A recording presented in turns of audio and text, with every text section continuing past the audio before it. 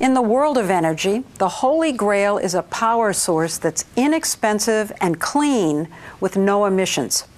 Many startups in Silicon Valley are working on it, and one of them is Bloom Energy. They want to put a little power plant in a box, literally in your backyard. For nearly a decade, the company had been unusually secretive about its Bloom box. But in February 2010, its inventor, K.R. Sridhar, invited me to take a look inside his much talked about but never before seen creation. What could this power? This could power a U.S. home. Average United States house? home. Entire house, 24/7, 365. Something that small? The way we make it is in 2 blocks. This is a European home. The 2 put together is a U.S. home. Because we use twice as much energy? Yeah, is that what and this will power 4 Asian homes. So 4 homes in India, your native country. 4 to 6 homes in our country. It sounds awfully dazzling. It is real. It works. He says he knows it works because he originally invented a similar device for NASA. He really is a rocket scientist. This invention working on Mars would have allowed the NASA administrator to pick up a phone and say, Mr. President, we know how to produce oxygen on Mars. So this was going to produce oxygen so people could actually live on Mars? Absolutely. When NASA scrapped that Mars mission, KR had an idea.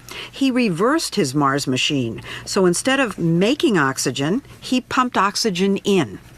He invented a new kind of fuel cell, which is like a very skinny battery that always runs.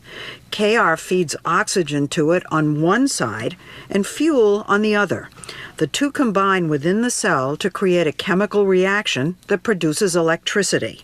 No need for burning or combustion. No need for power lines from an outside source. In October 2001, he managed to get a meeting with John Doerr from the big Silicon Valley venture capital firm Kleiner Perkins. How much do you think I need to come up with the next big thing? Oh, that's my job, to find entrepreneurs who are going to change the world and then help them. John Doerr has certainly changed our world. He's the one who discovered and funded Netscape, Amazon, and Google. When he listened to KR, the idea seemed just as transformative. Efficient, inexpensive, clean energy out of a box. But Google, 25 million. This man said how much money? At the time, he said over $100 million. Didn't smoke start coming out of your ears? And no? No. That was okay? That was okay. So nothing he said scared you? Oh, I wasn't at all sure it could be done. But there was a selling point. Clean energy was an emerging market worth gazillions. I like to say that the new energy technologies could be the largest economic opportunity of the 21st century. Was this your very first Clean energy investment? Yeah. This was the very first. Many followed, and the clean tech revolution in Silicon Valley was off and running, with startups that produce thin, flexible solar panels, harness wind with giant balloons, or develop new fuels from algae. But Bloom is among the most expensive. I heard actually so far, not just from Kleiner Perkins, but total $400 million. You're in the ballpark. In Silicon Valley, every time a company raises over $100 million and they haven't come out with a product yet, everybody starts getting the heebie-jeebies. Michael Kanellis is the editor-in-chief of the website Green Tech Media. How has Bloom gotten to have such an enormously high profile of most of the companies out here? That's the one you hear about. Yeah, you do, and it's a cool idea. You know, they want to almost make instant energy, but they're also kind of sprinkled with stardust. You know, Al Gore talks about them. You see the CEO palling around with Tom Friedman at Davos, so there's a certain whiff of celebrity. You're very skeptical.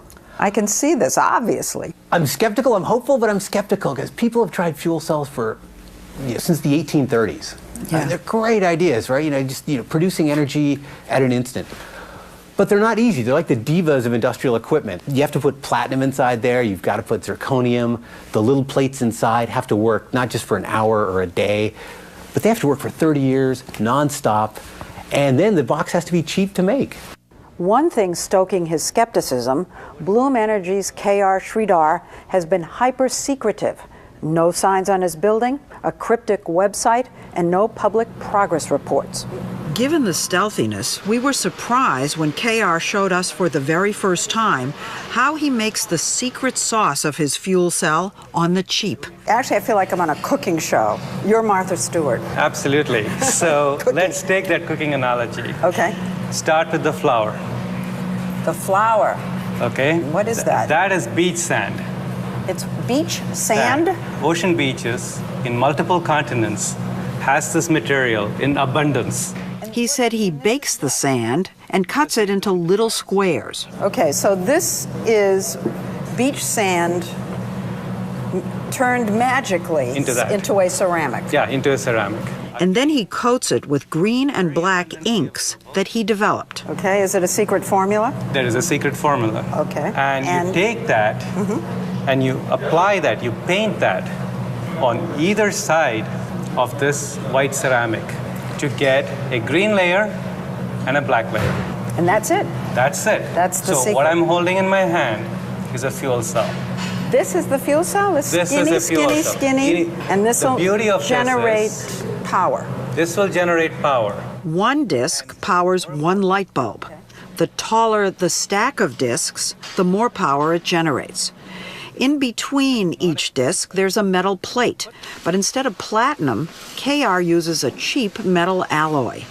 The stacks are the heart of the Bloom box. Put 64 of them together, and you get something big enough to power, say, a Starbucks. So this is it? KR offered to give me a sneak peek inside the Bloom box. Nobody has seen this before. Are you going to let me look inside? Absolutely. Okay. Why not? This is... So, go ahead. here we go. Okay. Oh. All those modules that we saw go into this big box. Fuel goes in, air goes in, out comes electricity. 30,000 square foot office building would have four of these things. I see. And the electricity from all four will get combined and come out as a single outlet. Wow. And if this were in my house, it would supply the energy for everything. Yes. Air conditioning, heat. This would more than supply. This is much larger. Much larger than what you need. In a Your unit, single-family house. A single-family house would be less than a quarter the size of this box, and it cannot just be in your garage. It can be outside next to your air conditioning unit. Is the Bloom box intended to get rid of the grid? The Bloom box is intended to replace the grid for its customers. It's cheaper than the grid. It's cleaner than the grid. Now, won't the utility companies see this as a threat and try to crush Bloom? No, I think the utility companies will see this as a solution. All they need to do is buy Bloom boxes, put them in the substation or the neighborhood, and sell that electricity and operate. They'll buy these boxes? They buy nuclear power plants. They buy gas turbines from General Electric. To make power, you still need fuel. Many past fuel cells failed because they needed expensive pure hydrogen. Not this box. Our system can use fossil fuels, like natural gas. Our system can use renewable fuels, like landfill gas, biogas. Solar? We can use solar. You know, it's very difficult for us to come in here and make an evaluation. How are we supposed to know whether what you're saying is true? Why don't we talk to our first customers? He already has customers. 20 large, well-known companies have quietly bought and are testing Bloom boxes in California. Like FedEx. We were at their hub in Oakland the day Bloom installed their boxes, each one costing $700,000 to $800,000. One reason the companies have signed up is that in California, 20% of the cost is subsidized by the state, and there's a 30% federal tax break because it's a green technology. In other words, the price is cut in half. We have FedEx, we have Walmart. Yeah, yes. Walmart? Absolutely. Staples? Staples. So who was the first? Google was the very first Google was the first. Yes. These 4 units have been powering a Google data center for 18 months. They use natural gas, but half as much as would be required for a traditional power plant. KR told us that 3 weeks in at Google, suddenly one of the boxes just stopped. Your heart just drops. Did you panic? For a short while, yes. He fixed that, then there was another incident. The air filters clog up and air is not coming into the system because the highway is kicking dirt. You just flip the system around and the problem is gone. Another company that's bought and is testing the Bloom box so KR can work out the kinks is eBay. Its boxes are on the lawn in the middle of its campus in San Jose. These things fuel almost 15% of the power on this campus. John Donahoe, the CEO of eBay, says its 5 boxes were installed 9 months ago and have already saved the company more than $100,000 in electricity costs. It's been very successful thus far. They've done what they said they would do. eBay's boxes run on biogas made from landfill waste, so they're carbon neutral. Donahoe took us up to the roof to show off the company's more than 3,000 solar panels. But they generate a lot less electricity than the boxes on the lawn. So this on 5 buildings, acres and acres and acres. Yes, the footprint for Bloom is much more efficient. When you average it over 7 days a week, 24 hours a day, the Bloom box puts out 5 times as much power that we can actually use. But not everyone is convinced that even if the technology works, Bloom, that now makes 1 box a day, will ever be able to be as big as its backers say. Going from a few to mass manufacturing is going to be tough. And then making them so people won't run away at the price tag. You know, it needs to be cheaper than solar, it needs to be cheaper than wind. What if he can get the price way down? He claims he can. And if he can, the problem is then GE and Siemens and other conglomerates probably can do the same thing. I mean, they have fuel cell patents. They have research teams that have looked at this. What do you think the chances are that in 10 plus years, you and I will each have a Bloom box in our basements? 20%. But it's going to say GE. Companies that you have bet on, Yes. they haven't all succeeded. Right. I have some famous failures. You have some very famous failures. Yes. This is perhaps the most famous one of all. Dorr is praying that Bloom is not the next Segway.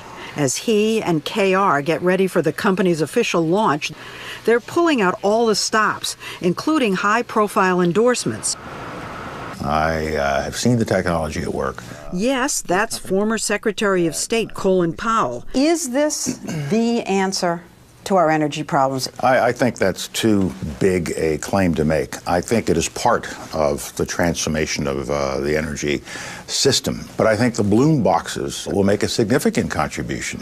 To make a contribution in KR's mind, Bloom boxes will power not just our richest companies, but remote villages in Africa and all our houses. In 5 to 10 years, we would like to be in every home. How much do you think it's going to cost the average person to have one, to buy one? A unit should cost less than $3,000. You are an idealist.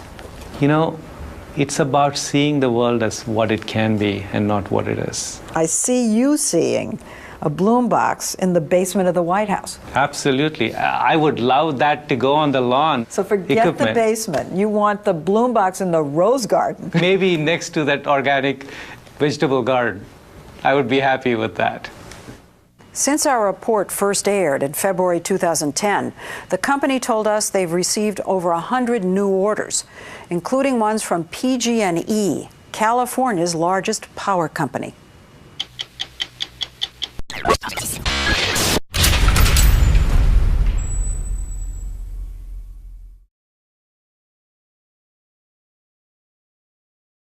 Knows it works because he originally invented a similar device for NASA. He really is a rocket scientist. This invention working on Mars would have allowed the NASA administrator to pick up a phone and say, Mr. President, we know how to produce oxygen on Mars. So this was going to produce oxygen so people could actually live on Mars? Absolutely.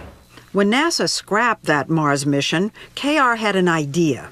He reversed his Mars machine, so instead of making oxygen, he pumped oxygen in. In the world of energy, the Holy Grail is a power source that's inexpensive and clean with no emissions. Many startups in Silicon Valley are working on it, and one of them is Bloom Energy. They want to put a little power plant in a box, literally in your backyard. For nearly a decade, the company had been unusually secretive about its Bloom box. But in February 2010, its inventor, K.R. Sridhar, invited me to take a look inside his invented a new kind of fuel cell, which is like a very skinny battery that always runs. K.R. feeds oxygen to it on one side and fuel on the other. The two combine within the cell to create a chemical reaction that produces electricity. No need for burning or combustion. No need for power lines from an outside source. In October 2001, he managed to get a meeting with John Doerr from the big Silicon Valley venture capital firm Kleiner Perkins. How much do you think I need to come up with the next big thing? Oh, that's my job, to find entrepreneurs who are going to change the world and then help them. John Doerr has certainly changed our world. He's the one who discovered and funded Netscape, Amazon, and Google. When he listened to KR, the idea seemed just as transformative. Efficient, inexpensive, clean energy out of a box. But Google, 25 million. This man said, talked about, but never before seen creation. What could this power? This could power a U.S. home. Average United States house? Entire house, 24/7, 365. Something that small? The way we make it is in 2 blocks. This is a European home. The two put together is a U.S. home. Because we use twice as much energy? Yeah, is that what and this will power 4 Asian homes. So 4 homes in India, your native country. 4 to 6 homes in our country. It sounds awfully dazzling. It is real. It works. He says he